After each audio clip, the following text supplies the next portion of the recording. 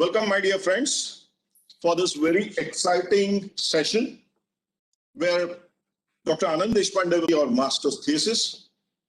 Before listening to Dr. Anand Deshpande, I would request Professor Anil Sahasrabudhe to give his welcome remarks. Yeah, good morning, all of you. Namaskar. We have with us Dr. Anand Deshpande, Dr. Abhay Jere, my colleagues in AICT, Dr. Punya, Dr. Rajiv. Today we have a very interesting talk by Dr. Anand Deshpande on the topic from your PhD Masters Thesis to a Startup. It's very exciting. And before I speak something more, I would like to introduce Dr. Anand Deshpande. Although before, a little while ago, he was saying that introduce me very briefly. But I think for the audience, it is important to know the background of Dr. Anand. He is the founder, chairman, and managing director of Persistent Systems since its inception and is responsible for overall leadership management of the company. Anand holds a BTech degree in computer science from IIT Kharagpur and then master's and PhD in computer science from Indiana University, Indiana, USA. Very importantly, he is a great visionary because the very fact that the way Persistent Systems was formed and then led by him, it shows the spirit of entrepreneurship that resides within him. He has been a recipient of several awards, including the Best Alumnus or Distinguished Alumnus Award of the IIT Kharagpur itself, and then many other social and other organizations. But what is important and striking is he has been associated with different professional bodies, be it NASSCOM, ACM, Computer Society of India, CII, and all of them, and also a member of the executive committee of MCCIA. But I found that he's also on the Dean's Advisory Council of the School of Informatics and Computer Engineering of Indiana University, where he studied his master's and PhD. So a great alumnus back home to support the same institution where he started off his PhD. Anand is founding member of iSPRIT and India's product think tank, the first of its kind. And importantly, another very interesting initiative he and his family are driving is called De Asara. In Hindi or in Marathi or in many Indian languages, De Asara is give, lend a support, help, a spirit of lending support. That means whether it is in terms of what we call mentorship or financially, all of that he has been doing and driving it. And one of those organizations with which he started, that is I4C, which is Interinstitutional Inclusive Innovation Center, and MHRD's then and now Minister of Education's what we call as Innovation Cell at AICT. We are working together for holding several hackathons, and most of the students are aware of the history of hackathons in India, started by Dr. Abhay Jere, who himself is on secondment from Persistent Systems here. And now the talk is very interesting that how from your master's and PhD thesis, one can create a startup. But I was just trying to see how many students actually graduate, what do they do in our Indian context. And I found from our AICT's statistics, which we get it from all the institutions annually, that about 1 million students graduate every year, 10 lakh. It's a very large number. It's the second largest technical education system in the world. And as far as startups are concerned, we are the third largest startup ecosystem of the world. But when we see this number, 10 lakh students, 1 million, how many of them are coming into the higher education? We saw that in masters, there are about 60,000 plus. It varies year to year depending on job market, because I found that 90 to 95% of the students who graduate are all interested in jobs, high paying jobs and nothing else. But some of the students who come into masters, if you analyze, some of them come because they did not get a job. Some of them come because there is a fellowship which is given, which is almost like a mini salary. Some of them come for doing their IAS. Some of them come because of passion for teaching, and minimum qualification for becoming a teacher is a master's or a PhD degree.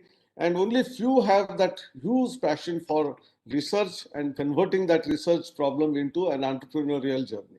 I think that is where we stand. So I think it is not even a minuscule 1% of these graduates who are actually passionate. But then we found that there are about 6% students anyway coming to the masters, and some of them will come into the PhD program. How we can motivate them, how we can inspire them, how we can show them the path that their problem of research can easily be converted into possibly an entrepreneurial journey, a startup. That is what Dr. Anand is going to speak today. And over to Anand, and let us have an interactive session together. Thank you very much. Thanks a lot. Give me a moment. I'm going to get my screen up and. So meanwhile, I will just inform the panelists and viewers that we have more than 9,300 people live right now. All right. So is this all set up correctly? Can you see the screen and everything else that is happening? Yeah. Are we set? It's visible. Yes, all right. see. Perfect. So thanks a lot. And it's a real pleasure to talk to all of you. And, it's a really hard topic that I'm going to talk about. And I wanted to give you a little bit of motivation of why this problem came up in the first place. Okay. So I've been very active in ACM India. And one of the discussions we have in ACM has been that there's an annual research conference. And at that research conference, they had a panel discussion. And in that panel discussion, there was a topic, which what about jobs for people who come out of PhDs? And they had two research labs, Microsoft, Google, and then they had two IITs as faculty members. So I was trying to challenge this group and saying that, hey, because someone has done a PhD, does it really have to be that they have to join a research lab? And do they have to join a research institution? But actually, the PhD is a good training for being an entrepreneur. And why aren't we encouraging people who have completed their PhD to think about entrepreneurship? So then when you suggest something, typically someone will come and say, okay, if you say so, tell us what it means. Okay, so that's how this thing got set up. All right. And so I'm going to share with you a little bit about how this today's talk is going to be all about. And I want this to be a conversation to the extent possible. So it is pretty hard to do this on a YouTube kind of a format, but I encourage you to ask your questions online. There are several people who are listening to it. I'm going to take pauses in between and answer questions or have a discussion in between. And what I wanted to do was to see how this could be a useful session for many of you. Most of what I'm going to present has lots of references here and references to books and other literature. We will make the presentation available to you. So in case you feel like reading over it later on, that should be possible. So I'm going to use this format for today. So first, I want to congratulate all of you. As Professor Sahasrabudhe already mentioned, only 6% of those who graduate from undergrad actually end up going to the master's program. So you are already a privileged bunch. You have done really well to get to where you are. And a small number of these are going to be PhD students and completing PhD. So even more sort of specialized, smaller group, tighter knit group. So I highly want to congratulate you and thank you for all of this stuff. I think we all sort of grow up in this mindset constraint that says that if you have done a PhD, you must continue to do research for life. And researchers cannot be entrepreneurs. And entrepreneurship and research don't go together at all in some form or the other. So what I want to share with you today is to break this myth of saying that, just because you did a PhD doesn't mean you must do research for life. And also, even if you want to do research and entrepreneurship can go hand in hand, and they're not that different from each other. And it's a rewarding experience and an exciting experience to be an entrepreneur researcher and a researcher who is an entrepreneur. So I'm going to share a little bit about this. And this whole picture that I have here about this elephant is that what happens is that when an elephant is very young, he's tied to a small pole like this, and he somehow feels like he cannot get away. He tries in the beginning and then he finds he cannot run away. Even though the elephant grows, the pole remains the same because the elephant somehow is conditioned to believe that he cannot run away.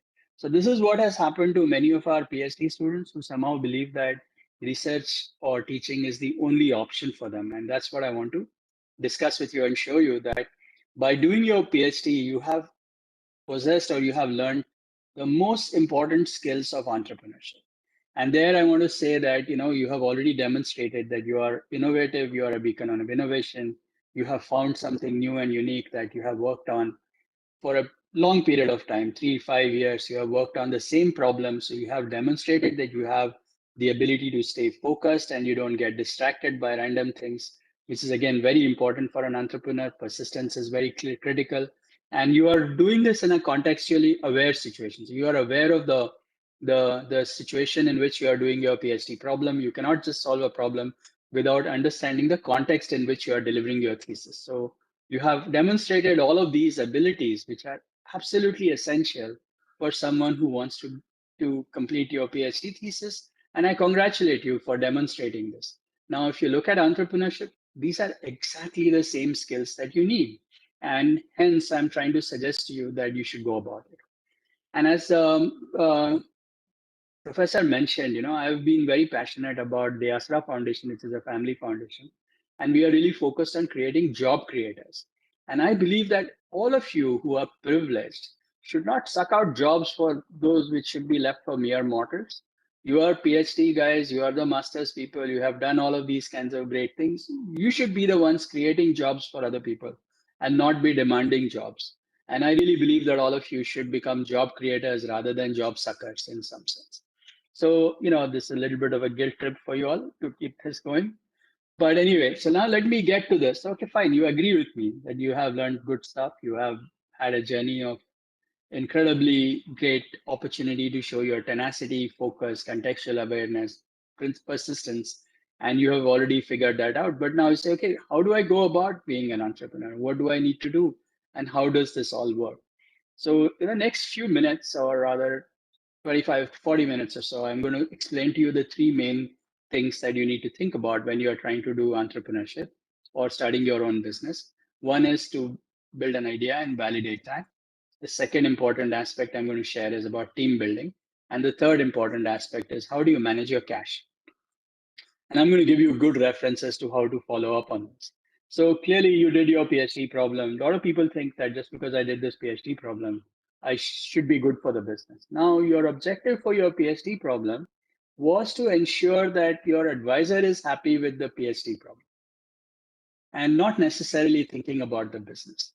Yeah, let me take a short pause here and see if are there any questions or anything else that you think you want to discuss. Sir, am I making sense here? Do you agree that PhDs are very much like an entrepreneurial role?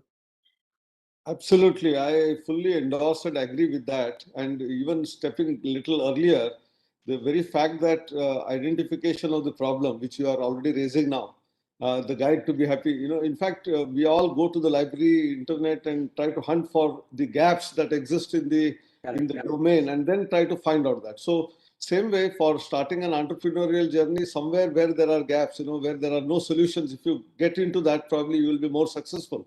And so I think there are absolute parallel between what we do in PhD program and in the entrepreneurial journey. Right. So, sir, I'm going to share now a little bit of ideas on how the business processes. In startup world, I guess there are a lot of literature on this topic, which I think may be interesting, and we should relate it to the PhD problem also. So, I'm going to share with you the process of how people go about identifying the problem. And the most common, or the one that I really like, is this whole concept of lean startups. So, I'm going to share a little bit about how lean startups work, and you will see how that could be related to someone who's doing a PhD while you are doing a PhD, and how can you take that to get to this thing. Now, the PhD problem seems like a constant mess of things. You want to get from your idea to the PhD problem and your degree, and it seems like you don't seem to see that you're going to see the end of it. However, there is a process you follow, and let me explain to you how this process works. So to get started, I'm going to suggest that this is a body of work that has gone on for more than 50, 60 years around lean manufacturing. And the main objective of lean manufacturing is to reduce waste. And this is something that Toyota production system really, really focused on. And they spent a lot of time trying to explain how you can get the production system to work very well by reducing waste. And lean is really a journey of how you go about it to try to reduce waste. And the key exponents of lean are Edward Deming, who also did this in the US and in General Motors and others, and Taiichi Ohno from Toyota Manufacturing. And they really came up with this whole idea of reducing waste. Now, if you look at a startup and you look at the lean journey, what happens is that when you build a product or you're building a solution, you're starting from an idea and then evolving it over a period of time, and then you get and build a solution. And at that point, if you find out that, okay, this solution, I want to take it to the market, and you realize that it flops, then the whole time that you spent in building out this solution feels like it's completely wasted. So the whole idea about lean is that, can I do this in a way that I can reduce the waste of iterations that I have to do from the process of my idea all the way to the product. And when I'm doing this iterative process, can I do this faster? And one of the most important ways of how this can be done faster has been thought of by this gentleman called Steve Blank. He used to be a founder of a various set of companies, including a company called Epiphany. And he then eventually became a professor at UC Berkeley. And he has created a program which is called a Launchpad class. And I think sir may be aware of this. So Deshpande Foundation, along with actually Desh Deshpande and IIT Madras with Chris Gopalakrishnan, they have been working on taking this NSF's ICORPS program to India as well. And many of the PhD and faculty members are being encouraged to look at that.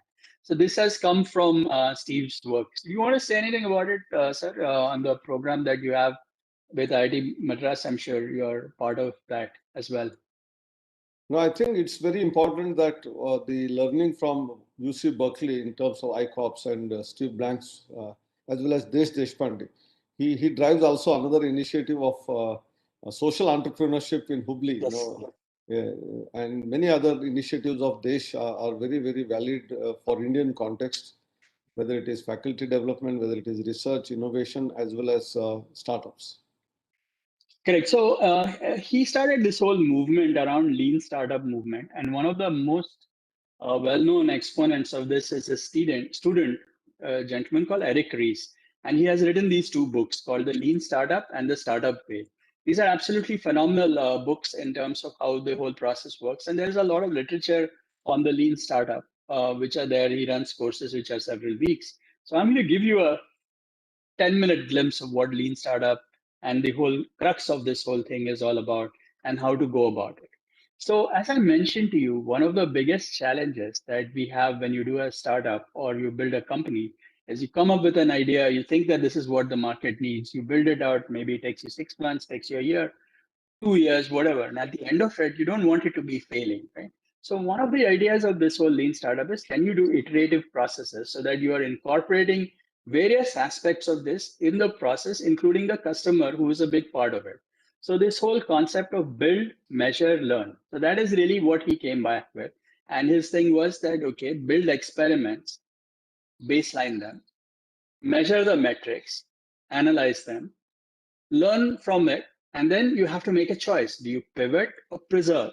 Preserve means, okay, I like what I've done so far, I continue with that journey. Or you pivot, saying, oh, well, this didn't work out, I want to make a change from that, go back to revise my hypothesis, go back to build experiments, baseline. And you keep looping through this circuit over and over again. Does this not sound very similar to a PhD discussion? Exactly what you are doing, building experiments, baselining them, measuring metrics, analyzing them, deciding to pivot or preserve, and getting back to the experiments. So this is really the crux of the build, measure, learn loop. Abhay, do you agree with this, sir? Do you have any comments? I really agree with you on this. And I think when we are doing some of our innovation ambassador training programs, and when we are talking to some of the startups, student startups, which we are funding, we are talking about this. And along with that, we are also pushing the model fail early, fail fast kind of a thing, so that you can go back to your drawing board and reanalyze your strategy, so that you don't end up wasting time while you are working on your next set of ideas. Right. So, Dr. Anand, in fact, this is absolutely basic ethos of any individual. General knowledge, what I call. Where you look at a shop, for example, grocery shop, or a medical pharmacy shop, or even supermarket for that matter. What exactly is required to be stored, how much to be stored, and when it has to be, replenished. All of that they are doing by experience, and no one would like to stock unnecessarily and then waste the material. So I think this is all in the psyche of people. It's only that someone will use it and someone are not using it. We have to make them realize that actually. Correct. So clearly, build, measure, learn is really the objective of what Eric Ries and Steve Blank said. One other very important thing that Steve Blank said is that when you are doing all of this work of build, measure, learn, and all of these other ideas, and you're trying to decide the pivot, a lot of times researchers and people get into this sort of glass ceiling, glass buildings, or whatever else, where they are sitting in the top floor of their building and trying to make decisions. The reality of what Steve Blank says is there are no facts inside the building. So get the heck outside and talk to customers. And this is really the key of how businesses are built. When you are doing an experiment, you don't want to just do it amongst yourselves, but involve your customers at that point, right? And that's sort of where the whole objective of any particular business is to say, am I building to a problem that is relevant? Is there a solution that I've built that is relevant? Is this solution at a viable price that can be sold at the right point for large numbers of people? And then can we repeat this solution and scale our business? This is really what is all about in terms of how a business is built. So again, just to summarize again, so you have a problem idea, you don't know if this is going to work. Well, involve the customers, create a hypothesis, build some experiments to validate that, then go measure if those experiments are working correctly. So you think that I have this particular product, which is a great video camera, it's going to work out, it's the best thing that has happened. Okay, build a little bit, show it to people, and come back and then experiment with it, show it to customers, see what they think. Do they like it? Do they not like it? And then if they find that this is all working out and you are able to do it, preserve the experiment or pivot to something different. And one of the other topics that people talk a lot about is this whole concept of MVP, or the minimum viable product. And I think a lot of people get too hung up on the minimum part of it. The key is to build something that is viable. And if you look at this process of experimentation, what is it that you are trying to ask these questions about? What is my riskiest assumption? And what is the smallest experiment that I can do to test that riskiest assumption? And I'm sure you all who are doing PhDs or otherwise completely understand this, that you don't want to sort of find out that you have kept your riskiest assumption to be validated last, because by then you would be too late. So you might as well bring that in early, decide what your riskiest assumption is, and what is the smallest experiment that I can do to validate that. It is not saying that do the smallest experiment. You are doing the smallest experiment to validate the riskiest assumption. So this is really what minimum viable product is. And it's not about building something small and dirty and hoping that it works. It is about building the most viable product with the least smallest experiment that can be made sense. So this is really the principle of what people talk about in this whole concept of lean manufacturing, moving into lean startups. Of course, there's a lot of literature on this topic, and in 15-20 minutes, I'm trying to give you the gist of it. But the whole idea is it's a repetitive, iterative process. You go one step at a time, and there is a systematic way to validate whether you are making the right decision or not. And a lot of it depends on your ability to get to that point. So that's where it is. I'll take a short pause, see if there are any questions, and then I'll move to the next topic which is related to this again.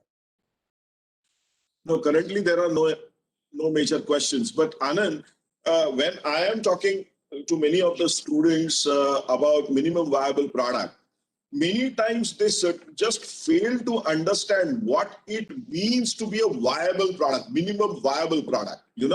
Sometimes, and as you rightly said, many of the students end up doing quick and dirty kind of a product, which they think is a minimal viable product. So if you can highlight some of the good literature which these students can read on what actually means minimum viable product, then that will be of great use. No, you can do it at the end of the talk. Let me answer very quickly right here. And what I'm saying is that, see, I have these books that I have included in this one. Actually, there are links on this one. But if you look for Lean Startup and some of the work done by Eric Ries and Steve Blank, you should be able to see enough discussion on minimum viable product. Lots of blogs. Actually, there is. It took me a lot of time to figure this out. But there is no shortage of literature on this topic. But one of the problems that happens is that, when you have a lot of literature, people pick up, these sort of slogans that people put out without necessarily understanding the details of those slogans. So that's really what I've tried to avoid by sort of saying that viability is equally important. And the whole objective of building a minimum viable product is to build that smallest experiment that addresses my riskiest assumption. So that's really what it is all about. Let me keep moving, and I want to share this amazing work done by Alex Osterwalder. And Alex Osterwalder's work is really amazing. I love his books. They are beautiful, but I'm going to talk today about this particular book that he has written, which is his first seminal work, in my opinion. It's called The Business Model Generation. So what they say is that, you have to take your business, and let's say you're building, so let's say you want to open a restaurant. You need to understand what is the value proposition of the restaurant, who are your customer segments, and this is the order in which you go about it. Okay, so first thing you do is to identify your customer segments. Who is this thing for, right? So, okay, I'm building a restaurant that is targeted to young people, or is it targeted to older people? Is it targeted to rich people? More expensive, less expensive? So whatever it is. So don't look at the customer as just one group, but break it into smaller segments that are much easier to understand. Then for the segments that you are picking up, find a value proposition that is most appropriate for that customer. Figure out how are you going to reach them, how are you going to discuss with them, how do they find out about you, how do they come to you. And then on the other side, you look at key partners, key resources, and key activities, and then you tie this in with revenue streams and cost structures. So this is a very nice one-page model that people use a lot to try to validate if your business can be put together as a business. So yes, you do this value proposition exercise, you do these changes between things, and you can come back with this. Just to make this a little bit sort of real, what I'm going to do is I'm going to take a Airbnb example, which is something that I have picked from a reference that is there from his website. And I'm going to just use that to give you an example of how this works. So the first thing that people look at is, who are my customers? So people who are traveling. Now, of those who are traveling, who would go to Airbnb? So they said, well, there may be budget travelers. There may be people who are on holidays, people who are locals looking for some extra income, unconventional travelers. So there are a whole bunch of different kinds of people who are the customers of Airbnb. Now, if I have to make this happen, what is the value proposition that Airbnb provides? Well, simple booking process, wide range of ways to get people to put their home up for, for the right things, competitive rates. So, if I'm putting my house up for Airbnb for people to use, I don't know how much to charge. Now, Airbnb will tell me that, okay, if you're charging in this locality, in this neighborhood, at this time of the year, at this rate, you should be okay, because they have an understanding of what the setup is. They also guide you in terms of how to go about it. And then, of course, there are various mechanisms of how you connect with each other. So this is a very commonly used technique that I highly recommend, where you sort of take your business and try to map it to these 9 different areas, and you define your business. So on one page, you are able to see where is the money coming from, who's going to be, where do you spend your money, where are the costs coming in, what are the key resources, who are your key partners, who are the key activities that you need to do, how do you manage all this stuff. So this is a nice one pager of how you define your entire business on one page. So this has become super popular, and there are examples of this online of LinkedIn and other things, and I don't necessarily want to go into this. And there is another set of things that people talk a lot about, is how design thinking plus lean startup and agile, all of these are coming together. But if you really think about it, it's all about the same thing: is how do I identify the problem? So some of the design thinking techniques can be very useful in trying to identify it. And then you design the experiment, you try to learn across it, pivot, and then keep doing the same thing again and again. So this is really how businesses are built. And again, just to summarize, what I'm saying is, you cannot build business in isolation. You have to ask the customers what you're doing, as is making sense or not. And if you are able to get it all together, then that's where the business happens. I'm going to take a short pause here and see if this relates. And I'm going to change a little bit and give you another technique that is very commonly used. And I love it because it's really simple, but it's very nice. And this has come from none other than Clayton Christensen, who is a I'm a big fan of his work. He has done some amazing work in terms of how to look at innovation and innovator's dilemma and a whole bunch of things. He's no more, but he used to be he has some very amazing stories online. So I would encourage you to look at some of the work that Clayton Christensen has done. Yes, Abhay, you were trying to say something. Analyze some questions. We are trying to do that, but you can continue on. Okay. Sir, we okay? Oh, okay. All right. So let me give you a very interesting technique that Christensen sort of championed. It is called the JTBD. It's called jobs to be done. Okay. So when you are building a business and you're trying to solve a problem, typically when somebody is buying a solution or buying a product, they hire that product to do a service or a job that they need to get done. So, when I'm using this camera, I'm trying to use this to solve a particular problem that needs to be done. And how do you go find it? So he talks about observe, focus, and a process. Okay. So I'm going to give you the example that is from their book, or rather their article as well, about how they decided to, define a particular product. And this is a project they did for a restaurant, let's say McDonald's, on the milkshake part of the product.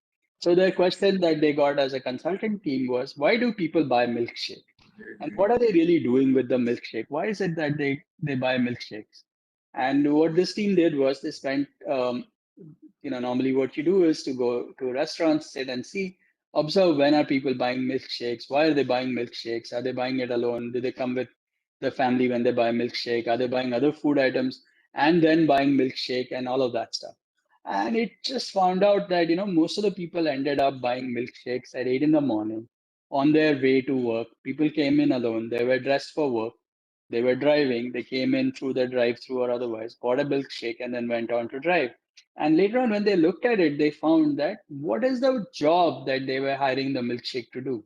Now, they observed that most of the people who were buying this milkshake were buying this milkshake because they were on a commute, 20, 25 minutes, half an hour. They had rushed to this commute, so they didn't have enough time to have breakfast. And they were looking for something that would keep them busy for the 20 minutes and felt good, all of that stuff. And milkshake really addressed that particular job that they needed somebody to help them during this whole process. And the example was, okay, fine, if they didn't buy milkshake, what else would they do? So sometimes people tried a banana that worked for a period, but it finished very quickly. And what do you do with the skin? You have to throw it somewhere. When you're doing something like a bagel, then all this crust falls on your clothes. It feels really not so good. When you're buying Snickers, it again finishes very quickly and you feel like you have done a lot of sugar. So, milkshake has this nice property. You can consume it very slowly. It sits in a cup inside the thing. You can check it at the end of it, and you have a nice 20 minutes of good feeling of drinking a milkshake while you are traveling, right? So again, very nice example of how milkshake was trying to solve the job. So if you are able to identify the desires that an individual has, the limitations of current processes, what are the likely custom solutions and catalysts and other things, then magic happens. And this is really what jobs to be done is all about.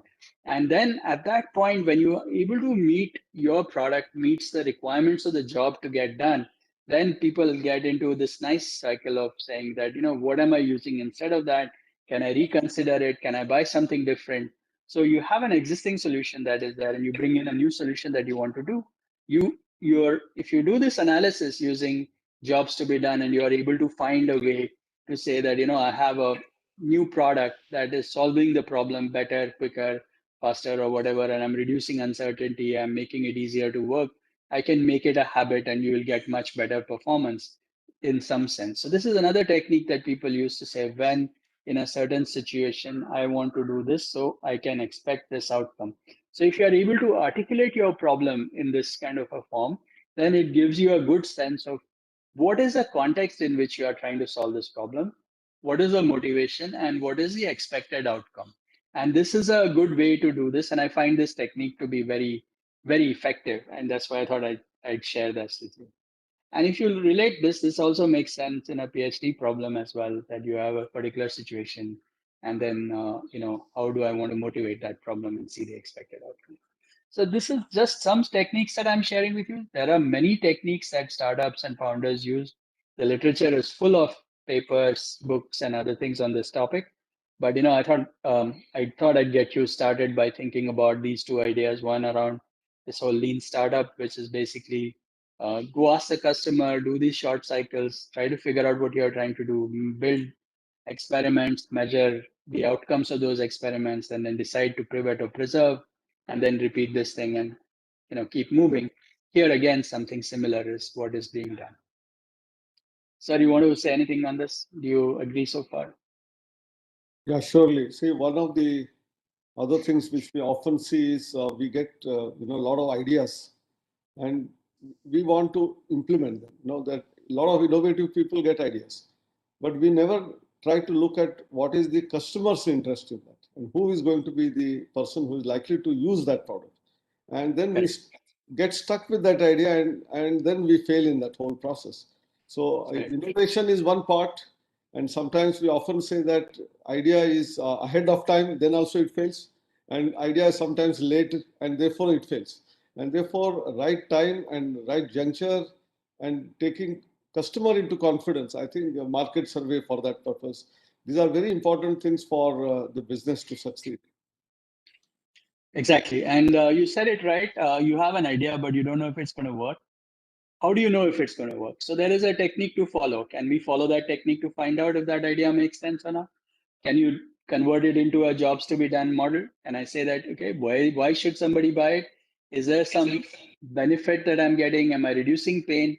Am I giving you some advantage? So these are all techniques that one can follow to get the benefit of doing this. One other important aspect of having to follow some of these things, and when you have an idea to take it all the way to completion, team building or having a team is super important to make this work, right? So I'm going to share a little bit about how to build a team. Okay, let me sort of just take a short pause. Ria, are you there? You think this is okay so far? You have any comments?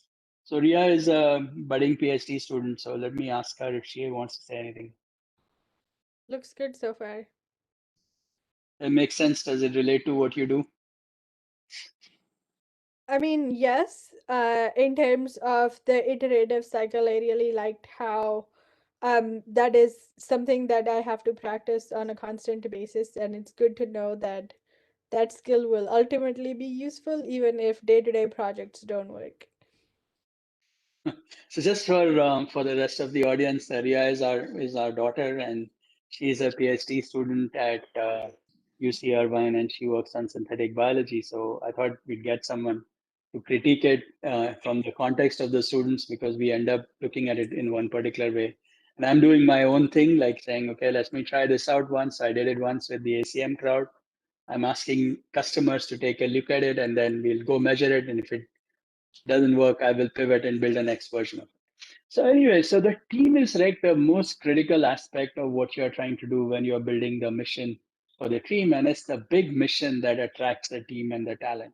And instead of giving you a business example, I'm going to share with you a very interesting story from a book that you might like. Now, this is the most important one that people use a lot. So this was Kennedy in early 60s, 61. He said, we are going to land a person on the moon by the end of the decade.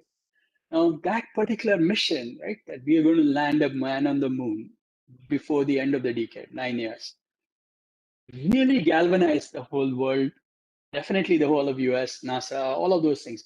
So the number of discoveries, science, technology that all happened around the moon, man on the moon mission was amazing. And it was all driven by this whole thing that I am going to land something on the moon before the end of the decade. So having a mission really attracts the best team. And I'm going to tell you a little bit about this through examples of this particular book that I really love. The name of the book is called Beyond the Summit, and I have another reference of it towards the end. And it's written by a guy called Todd Skinner. Okay, Todd Skinner is a mountaineering person. He does mountaineering. And this particular book, Beyond the Summit, is about his ascent or climbing on something called the Trango Tower. And I'm going to give you a little bit of his story of how he built the team. And I love this story because this story actually really it gives a nice example of how teams get built and how you need to create that big mission and how that is what attracts people to come to do something meaningful. So this is what I'm going to share in the next few minutes. So let me give you a little bit about what Trango Tower is. So the Trango Tower, okay, so Todd Skinner is a mountaineering person, and he has this special thing that they do, which is free climbing. What that means is that they climb with their bare hands, and they do not use equipment to climb. They just use equipment to support them from falling off these cliffs. But they use their bare fingers, and they're like the rock climbing kind of guys who walk up the flat wall that you see. So this is very common in Yosemite, and this gentleman is from Wyoming, and he had done Yosemite several times. And he had this thing that he wanted to do, the Trango Tower. Now, Trango Tower is about 20,000 plus feet in the Karakoram mountain range. Okay, and it's a flat face. Okay, about 5,000 to 6,000 feet of straight up climb.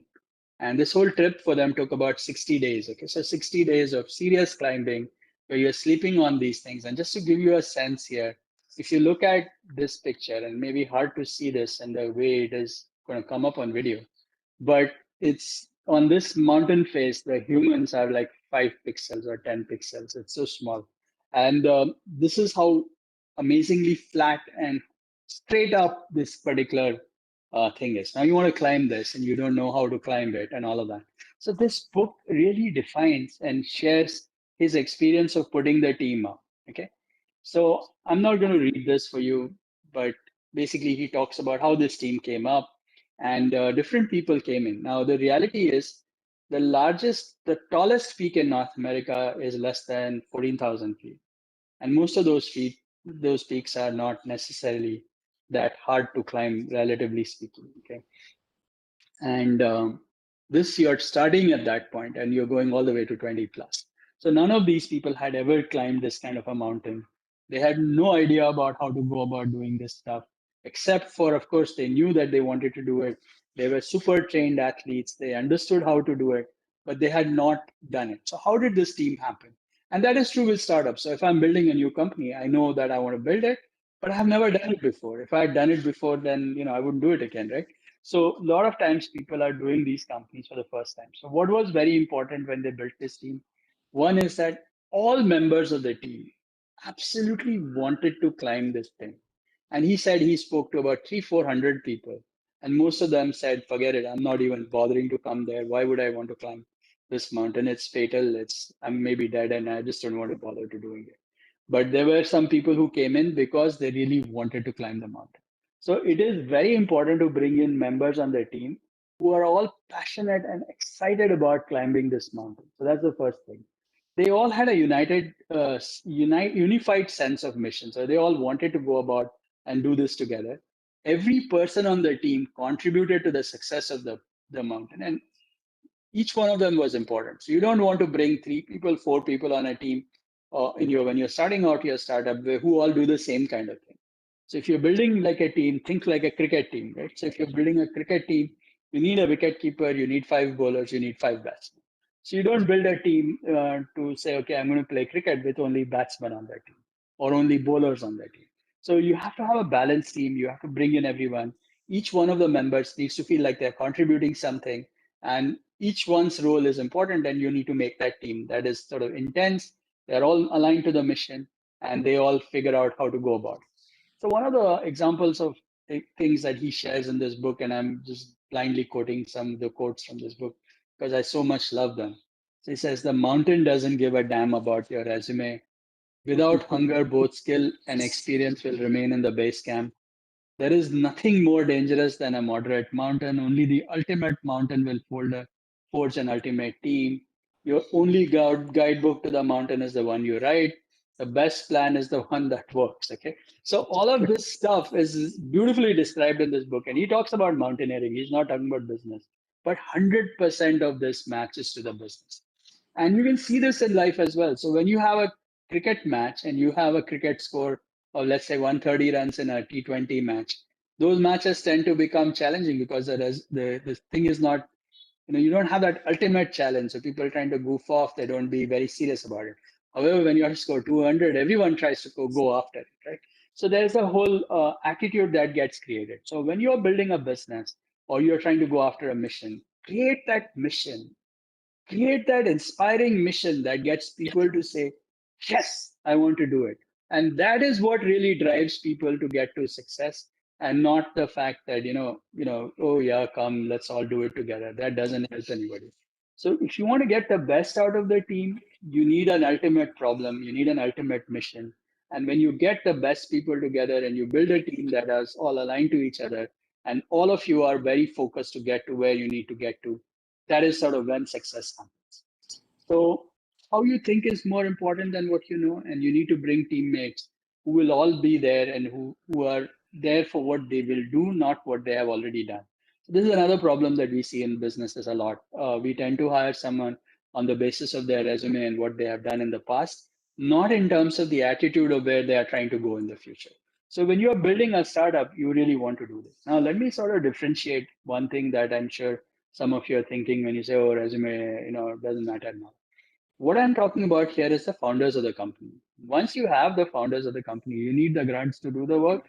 Yes, resume matters for them because you want people who know how to do it, and you don't want to train them. But when you are trying to build a business to start with, you want to bring in the team. They are the leaders in your team, so they need to be brought in because they believe in the mission, they have the right attitude, and they're going to go after it. Let me take a short pause here and see, if this relates to what you see, sir, in your life and in your work that you do at AICT. Do you tend to agree with this, and how do you relate to this mountaineering business?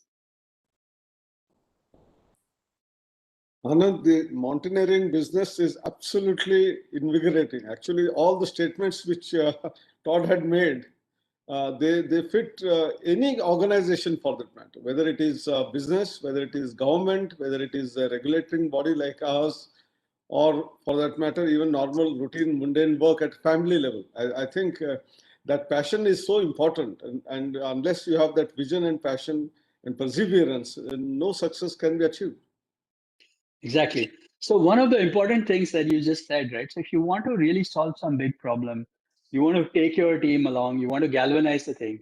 Creating a mission is a very important part of getting this to happen. So once you say, I want to get, like Bill Gates said it, I want to make sure that I have a, a desktop and a computer on every desktop. That was a mission. If you look at some of the readings, and I've been reading a lot about what Jeff Bezos has been doing at Amazon, pretty amazing stuff, and how he thought of his mission and how he went about doing it. So if you look at every successful team, every successful mission, you look at India's World Cup mission for 2011 when we won it with Dhoni. For 3-4 years, they were thinking about, that is my mission. I want to win the World Cup, and that's all I care about. Right? So everybody was galvanized towards that effect. There was no disagreement, no dispute, and everyone was fully focused on getting to that job done. So businesses work well. If you are doing a startup, be very clear about the mission. It's the mission that will bring people together. Bring teammates for what they will do for you, not necessarily what they have done for the past. And really, this is what makes a business successful. Yeah, and then I just would like to add here is that when we are actually promoting students or pushing students to build prototypes on their ideas through our IIC initiative, Indian Institutional Council initiative, where we are trying to ask students to go out, identify a problem, and build prototypes or products to solve those problems. While building the teams for those prototype development, we are actually promoting students that just don't get somebody into your team because he's your friend or he's your neighbor or he's your partner, boyfriend or a girlfriend. But actually, you should do something like a contest there also, where you know that what the person is bringing to the table. And you should create that kind of a team, even to build a prototype within your college. And if that team actually gels well and creates that product, then you can eventually, it's easy to convert it into a startup. And some of these lessons that I'm sharing with you about, this whole thing about iterative processes, building a team, how to manage cash. These are useful things, even if you choose not to be an entrepreneur or not run your own business or anything else. In daily life and family life, as sir mentioned, it is important to bring everyone together to solve this great problem. Right now, we are in the midst of Corona. Clearly, COVID-19 is a big problem. It's our mission to go solve this problem. We have to find a way to solve this issue. That's how vaccines happened in 9 months, because there was a mission to go after it. Right now, we are having oxygen shortage. Within a week, I'm sure there'll be enough new ideas that will come in that will solve this problem. So it is that big mission that drives, motivates us to go solve it. And it's the leadership's responsibility to create that mission in that form that attracts the right people to come, and we are all motivated and excited to get things to happen. There's a lot of difference between, just doing things and doing it with this intensity and, excitement because you're trying to achieve something that is going to solve world hunger, solve great problems, solve climate change. So creating that mission is critical and important, and I highly encourage you to try it even in your day-to-day projects that you may be looking at. I want to keep moving to the next part of this thing, and then we'll take questions towards the end again. And this is related to cash generation. I'm going to share some of the work from two of my favorite authors in some sense. One is this book that I really love, and I've given out several hundred copies of this to people. It's called What the CEO Wants You to Know. It's by Ram Charan, and Ram Charan is, again, a beautiful author. I love the work he does.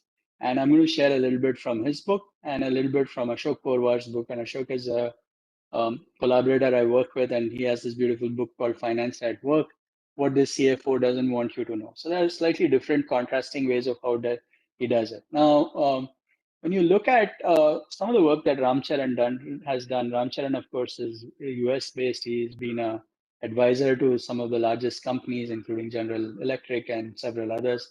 He has taught at Harvard and various other places. So he's a very celebrated professor, academic, and advisor.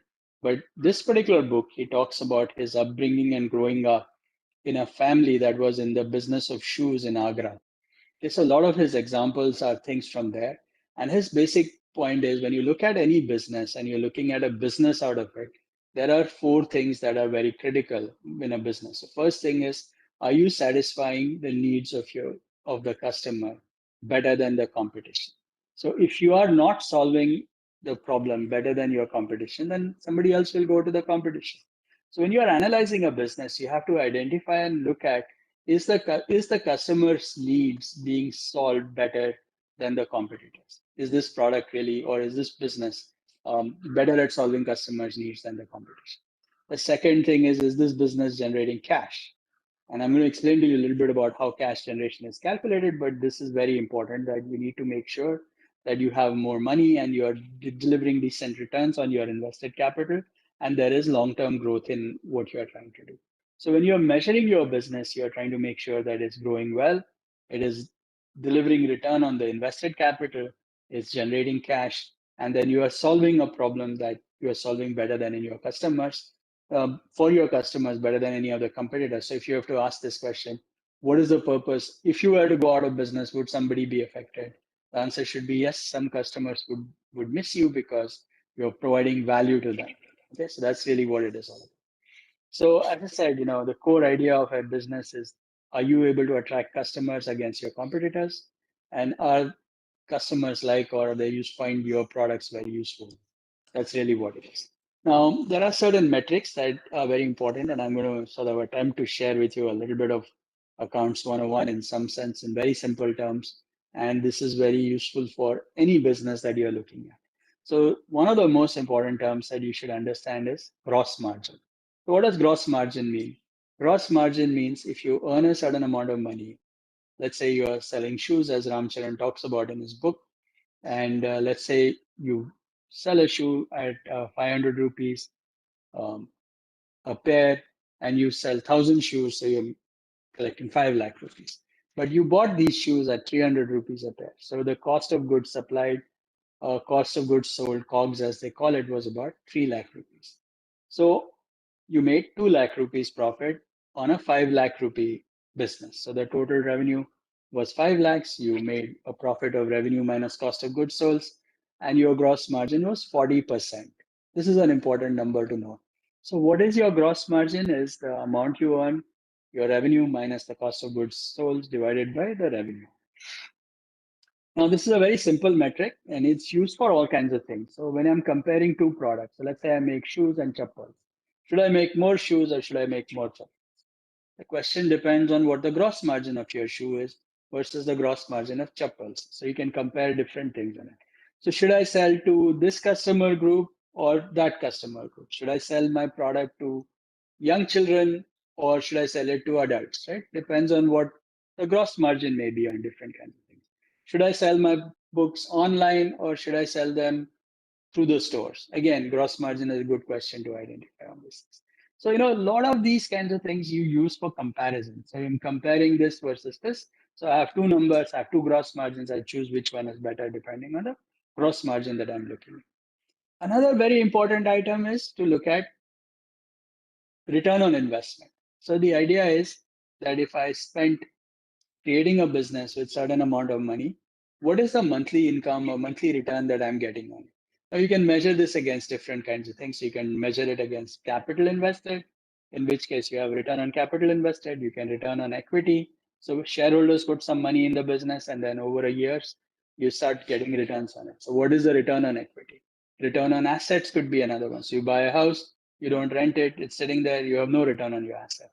Let's say you buy a machine, it's being used for building other machines out of it, or you're using it for, so you buy a coffee machine and you're generating coffee out of it every time. So that income that you're getting out of it is coming out of these assets. So clearly return on assets becomes another very important item. This is the most important item that I think most people miss out. People get too stuck into P&Ls and all of that stuff. The reality of the business is to generate cash. What does cash generation mean? It's very simple. You are collecting money, you are spending money every day. At the end of it, what is left is cash generation. And I want to share a very interesting story. Again, I'm going to give you the story without necessarily reading this. So this is a story that Ramcharan describes in his book. And this is from, he said he took a bunch of students to Nicaragua for a visit to a street fair. So they were looking at all of these things and they were looking at some dresses, and some MBA student asked this lady who was selling some dresses saying, where do you get your money? Where do you borrow it? So she says that she borrows it at 2.5% interest every month. Just 2.5% interest, that's almost 30% a year. So no, not 30, it's 34% because you have compound interest, right? So every month you're borrowing at 2.5%. So says, okay, if you're borrowing at 34% a year, how do you still make money out of all of this stuff, right? So the point is terms. What she says is about the velocity. So I buy something, I buy some clothes at 2.5% interest. I sell it at a higher price. I make the turn on that cash. I return that money. And then, yes, I had to pay interest if I held that money. But since I am churning cash on an everyday basis, I don't need to hold that money for too long. So a little amount of money is useful for my running of the whole business. So if I give you another example. So let's say I'm selling shoes like Ramcharan's family was doing, and I'm in this business of shoes. Now, if you look at it at the end of the year, you might say that, okay, I was, I bought, let's say, 10 lakh rupees worth of shoes. Now, the problem is that if I sold shoes every day, I was buying every day and selling every day, I was not locking that money up for the whole year. And hence, even though it would have cost me 34%, that 34% is for only that period of time that I'm locking the money. So if I'm able to roll my cash every day, I can get much better business and returns. Anybody who runs a restaurant completely understands the turns business, which means that if I have a table in my restaurant, that is really what decides how much money I'm going to make. If I'm able to turn the same table many times, meaning I can serve idli vada every 15 minutes to people who keep sitting on that table, then I'm able to make a lot more money. If I have to keep that person there for a long time, then I make a lot less money. So you'll find that profit margins in businesses that are able to do multiple turns can be much lower. They are able to manage costs much better because you are able to roll your money much faster. So these are all techniques that people understand, and this is what it all means. Is called velocity or turns. So really, it's basically how many times can you roll your money? Multiple times. Like the more number of times you can roll your money, the faster the velocity, the higher the return. So when you're running a small business or any business for that matter, it's not enough to just look at the profit and loss statement. It is important to look at cash flows, look at the cash generation that you are making. What is the return on cash that you have? How long are you holding your cash? for getting that money to happen, and how many turns can you run off that same cash. So if I borrow 100 rupees and I'm able to go to the store, buy some vegetables, make 120 out of it, now my 100 is back to buy another 100 rupees of stuff. Now I can do 120 rupees of more food and things I can buy, and then tomorrow I make a little bit more money. So if I'm not holding cash for too long and I'm able to rotate it much faster, then you get much better business. And that's what this is all about. And the fact is, if you run out of cash, you are bankrupt. So cash generation matters much more than profit. People tend to get too stuck on profit. Profit is important, but it is cash generation that determines how you will see your business survive. So what happens is that typically these are the examples of things that I shared with you. One is sales, gross margin, net profit, velocity, return on investment, invested capital, cash generation, market share. These are used for comparison. So I can compare between one business and another business and third business, and you can see which one is better. Now, clearly, people spend 3 years doing a BCom degree. They spend a lot of time looking at all of these numbers, and chartered accountants have very detailed things. So what I'm giving you here in a 10-minute thing is not a substitute for that course, but I'm trying to tell you how important it is and how some of these concepts are relatively simple. If you're running a business, understand how you're going to turn the business, how often is the cash going to happen, are you going to make money or not, or what is the gross margin of your business, and really how does it work. So let me take a short pause and see if this makes sense thing. And I have very few slides now to finish, and in another 5 to 10 minutes we will be done. So Anil sir, do you think this is, you want Anand, me would to you like to elaborate anything further? So Anand, would you like to comment on the current business models which many of these startups are following? Valuation more means they are actually pumping huge amount of money, which hardly any revenue, and they don't see profit. They may not see profit in next 20 years, 30 years. So those kind of business models which are now getting highly promoted. Would you like to comment on it? Yeah, see, it has 2, 3 things here. So let's look at Amazon, for example, which supposedly has not been making profit, but they have been generating cash. So, it is not fair to say, okay, they are not profitable, but they are cash generating machines. Every month they make cash. Now, clearly, investors like businesses that turn cash very often. A lot of the trading businesses tend to do well because they are into the cash generation machines and your investments are limited. Now, if you're looking at some of these kinds of things, people are looking for return on invested capital. So a lot of these businesses where people are investing a lot of money up front to sort of eventually get long-term returns, these investors are looking for ways of how to make money on it in the future.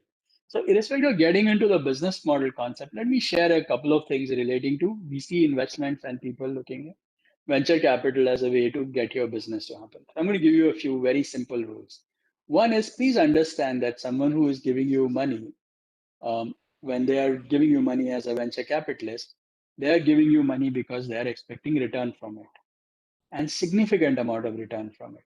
So unless you are able to showcase to your partners or your business associates or people who are investing money how they will see return on your money, they will not be investing in your business. So if you want to make a business and you want to go raise money, show returns to the investor as an important aspect of what you need to do before anybody will invest money in your business. So that's the first and most important thing that I can say.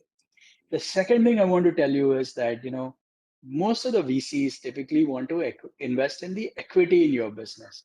Now, equity is really valuable, and you should use this equity for growth of your business, meaning raise money from venture capitalists when you have made your experiments and you have figured out exactly what you need to do and you're looking for scaling your business.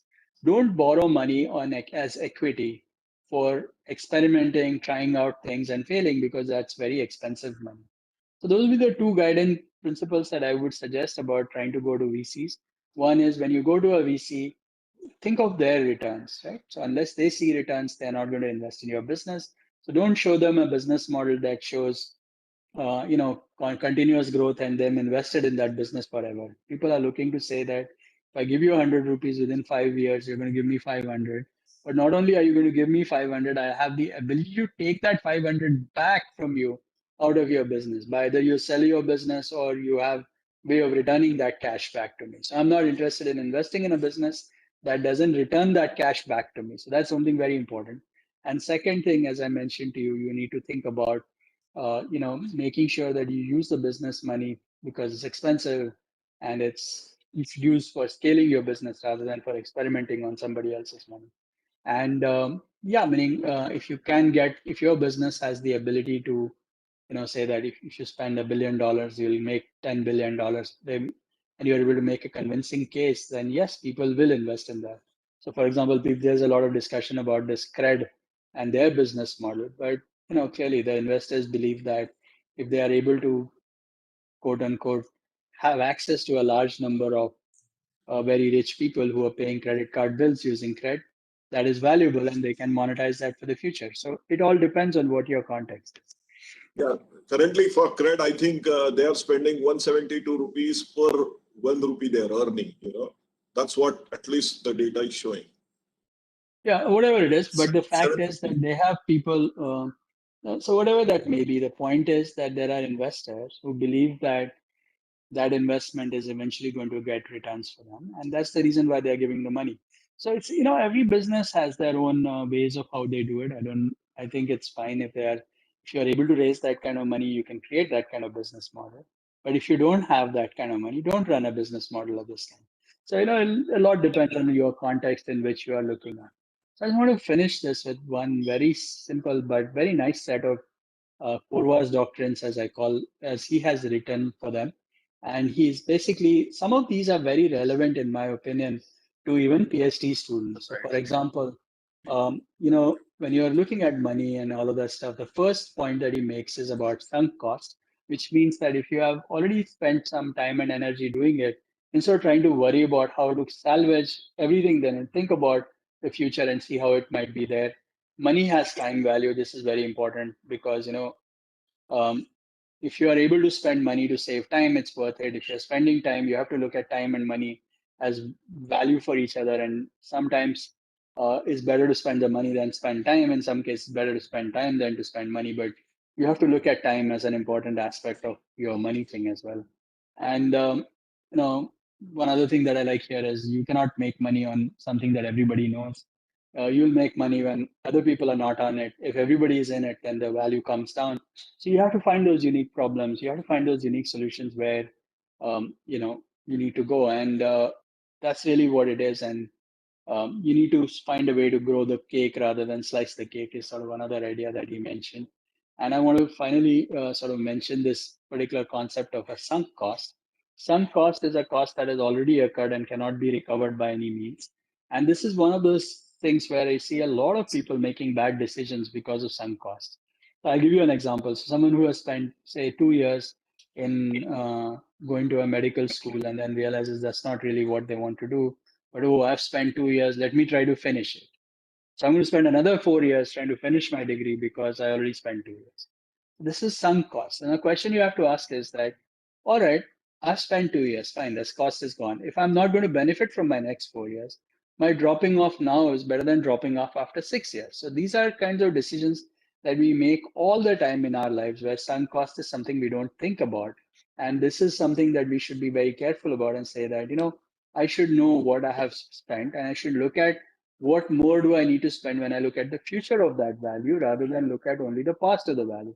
Just because I've done something doesn't mean I need to continue to do it. I need to think about it in terms of where it needs to go. And I want to tell you this for those of you who are doing a PhD. Your PhD is a sunk cost. It's done. Great, you got the benefit out of it. Just because you did a PhD in a certain area or a certain problem doesn't mean you need to continue to work on that same problem for the rest of your life. It's a journey. So you have learned how to go about it, having completed your PhD or have you decided where you are. At that point, you need to decide what you need to do in the future, and your success depends on what you do from here on, rather than worrying too much about what you have done so far. And this is true in life as well, and all of you should think about this. And this is sort of my last slide, and I'm going to go to this ask me anything kind of discussion mode here. Let me take a short pause. Let me see if any of the people on the panel have any comments on anything that I've shared, and if they would like me to elaborate or highlight anything that they think I should explain again. So let me ask Anilji if he has anything you would like to ask or some of the other panelists that we have, if they have any questions first, and then we, of course, take questions from the field as well. Anand, I still don't understand how the startups which are emerging today, a lot of investments are happening from VCs, and I don't see the light at the end of the tunnel. You know, years after years, you know, they are in negative, and still there are investments coming in. So, what is that scope that VCs are looking at? That maybe 5 years down the line, 10 years down the line, it's going to make profit and money. This is one thing which is always intriguing me. So I don't know what is the psychology of VCs, but some of these very talented young startups, they don't get money. And there are others, names are big and they keep getting a lot of money from VCs. This is one problem which I often don't understand. The second is about the gross margin which you talked about. Gross margin certainly should be higher, no doubt about it. But many times because of either legal compulsions or even from the societal impact point of view, maybe even if the gross margin is less, I think that may be important actually in sometimes. You know, from the angle of maybe social entrepreneurship. So even if the gross margin is less, probably it's a long term. Probably you are serving the society. So we should not be too much worried about gross margin all the time. As long as margin exists, you know, it doesn't matter. No. So let me explain a little bit here.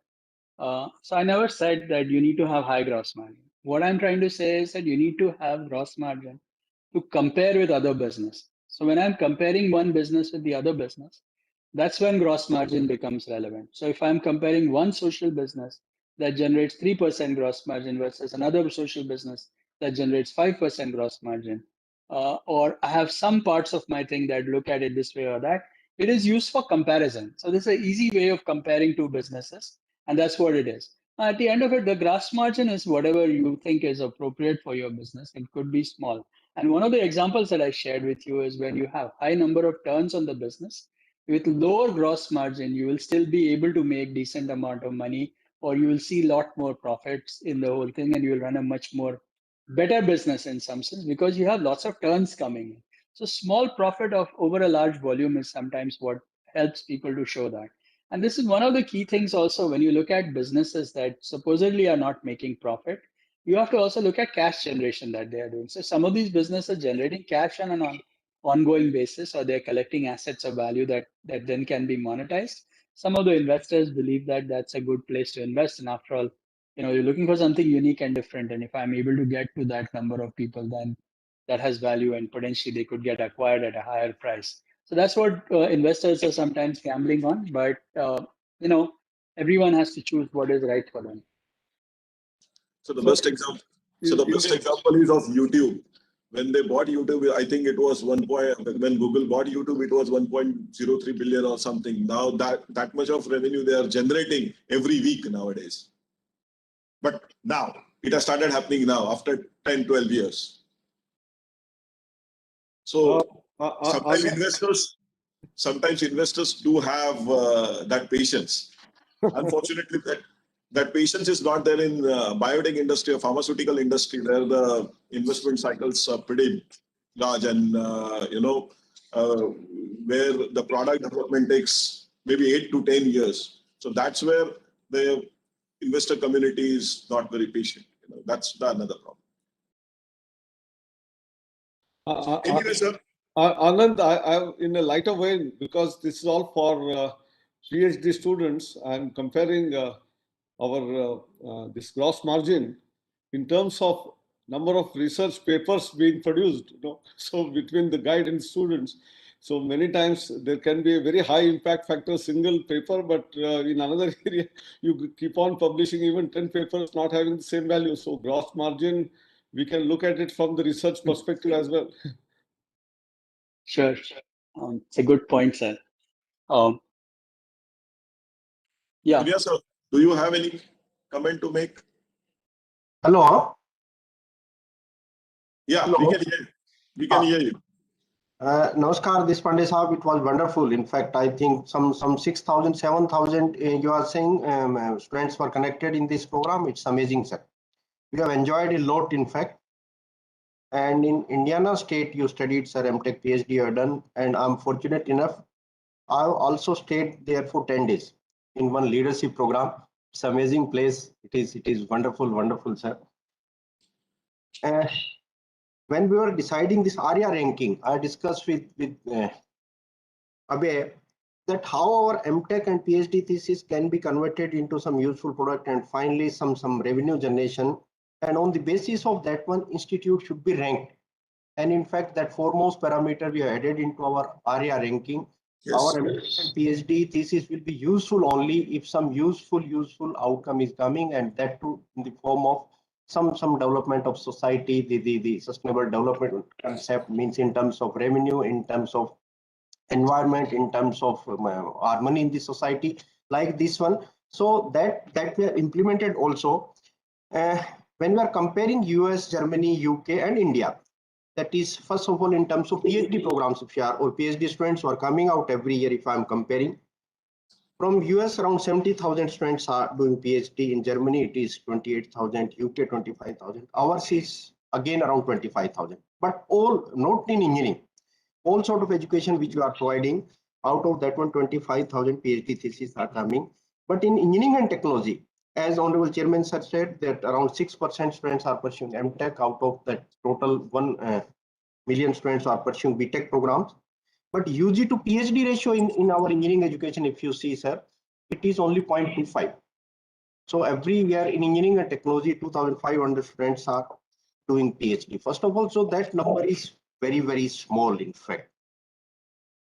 And we have never been taught, particularly when we studied, when we have done our MTech and PhD, never it has been told that for what purpose you are doing MTech and PhD and how this work can be converted into some useful product or some useful business. Even we were not knowing, in fact. MTech we have done because we wanted promotion, PhD we have done because we wanted to become professor. My guide was guiding to me because he wanted again promotion, some research publication like this one.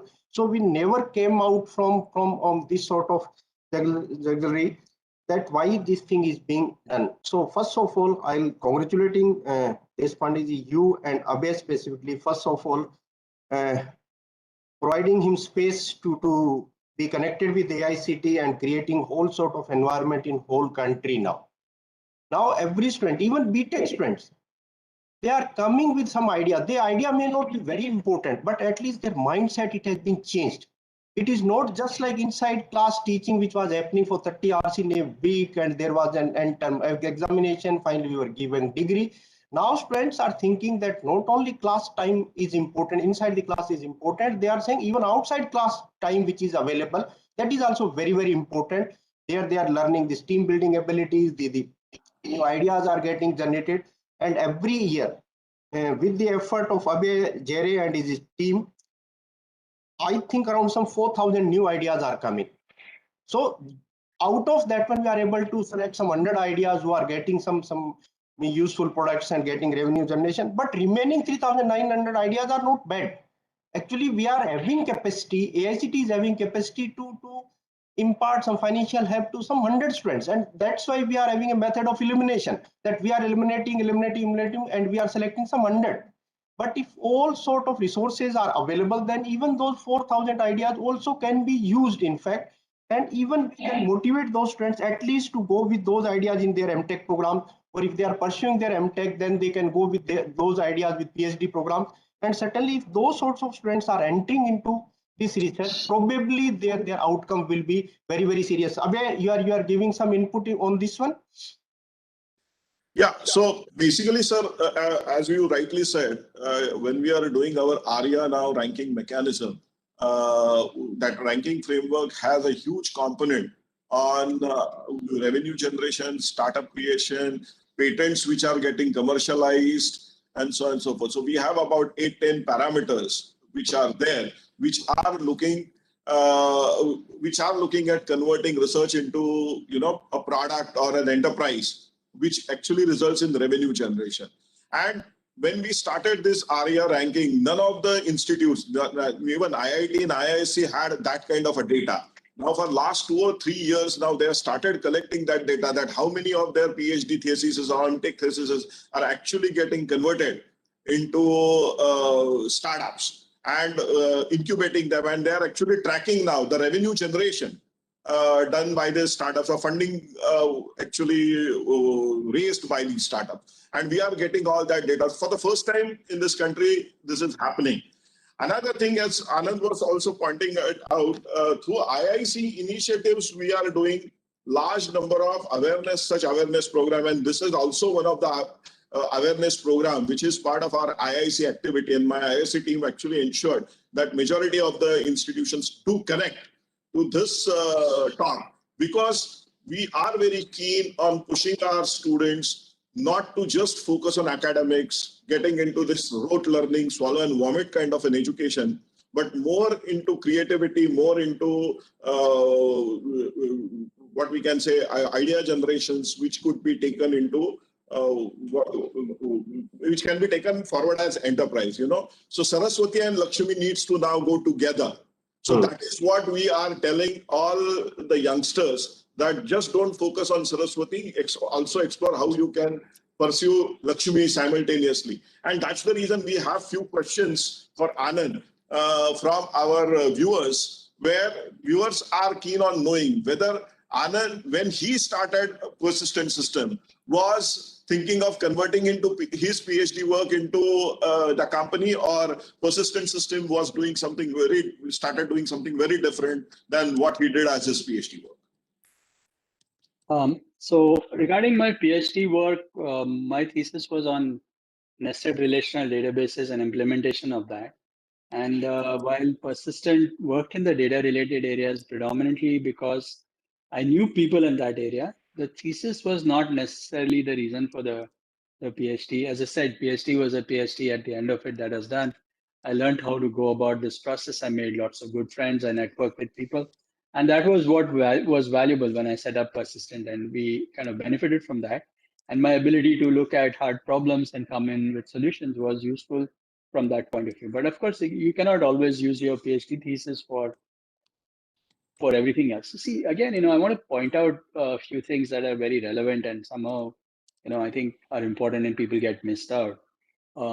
This whole life or anything that we do is all about trying things out, deciding which ones work, and then pivot and preserve. So not everything that was built has to go to something else. So my point is that, yes, there may be like 40,000 theses that happen.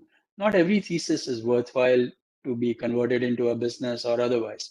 So, some have to work, some have not, but the process of how you got to that is the key part. And that process is something that you can repeat again with different kinds of contexts. So that's really what this is all about. And when I started Persisting, yes, my knowledge of PhD and my degree and everything else and the network I made was very valuable. But I was not trying to take my PhD thesis into a problem to make money out of it directly. So another that very answers interesting. your question. Yeah. So a related question again, that when you are doing your PhD, usually you are doing academics and with that mindset. When you started thinking about your own enterprise, how that mindset changed? Because that's a very different shift, when you are shifting from academics to business, what? Well, so as I said, what I was trying to explain to you in this whole early part as well was that they are not that different. And I was an enterprising PhD student. This is something my advisor will also tell you. So I was never, I don't see them being that different from each other. It's all about being part of the network, trying out different things, experimenting, connecting, building on what is there and taking it further. So I don't see that mindset to be as different as people make it out to be. I think the PhD degree and what you learn in a PhD and how you approach your PhD is very entrepreneurial in its nature. And if you take your PhD to be a mission that you are trying to work on, you'll find that it's not very different from what a business is. So I don't believe that, there's an academic mindset and an entrepreneurial mindset. Actually, the entrepreneurial mindset makes as much sense during the PhD as it makes after the PhD. Okay. So I think we have large number of questions, but I think we are already towards the end of the program because it's already 12:25. So if अबे 1 minute अगर आप permit करोगे. Yeah. I was coming to you. Yes. Yeah. The major takeaway is know your customers. In fact, while we are Yes. allotting the topic even to students, first of all, maybe PhD, MTech students should know that what exactly I'm doing, and whatever I'm doing, who will be the beneficiaries. In fact, who will be taking benefit of this one? How I'll be helping the society. So when we are deciding the research guide, in fact, that research guide first of all should think that who will be the main researcher. Then can we connect some innovator also with that researcher, because that researcher may not become the innovator. There is possibility that one another student who is having inclination towards innovation and may be coming through our this innovation ideas which students are coming, can we connect these students with that research student? And then some entrepreneur also. It is not necessary that innovator will become entrepreneur. That is also not necessary. There may be separate third person. And finally, the talented guide. There has to be a team of 4 persons. And if that 4-person team we are having, then fifth one which we need, then some successful entrepreneur with them. So that sort of team, if it can be created, and that sort of environment, if it can be created, I think success can be with the help of this one. Then away with MTech and PhD, now more time we should give. We are concentrating on BTech only. Majority of the ideas which we are having, majority of the competitions we are having, it is for BTech students. If we can concentrate on our MTech and PhD also, there may be a lot of scope in that one. And finally, sir, whatever you have important, whatever you said, it is not important what anyone is knowing, important what they are able to do. In fact, and foremost is cash generation for any successful business. But one line I'm adding with this one, sir, with successful business, I'm adding that business should be socially responsible, in fact. And above all, big mission is, most important is the sparkling leadership for that one. So if that sort of ladder, if we can create, then I think the majority of the ideas which we are having in our mind, we can have great success related. Thank you very much, sir, for giving opportunity to all of us to listen you. My pleasure. It was a real pleasure talking to you all. If you have further questions, of course, I've shared with you my Twitter handle. My LinkedIn is quite visible, and also my email. Please send me mail. I'll try my best to give you an answer if I can. Now I will request Raju, sir, to actually do vote of thanks. Thank you, Abhay. First of all, I extend my sincere thanks from AICTE to Anand Deshpande ji, who has spared his valuable time and give a keynote this address to our PhD and master's students, how they can enter in the venture of startups.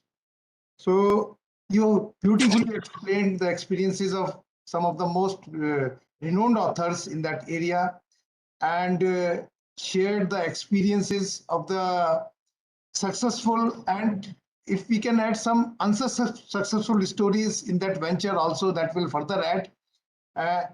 And you shared all these loop in which they can start their ventures in the direction we can think. But the ultimate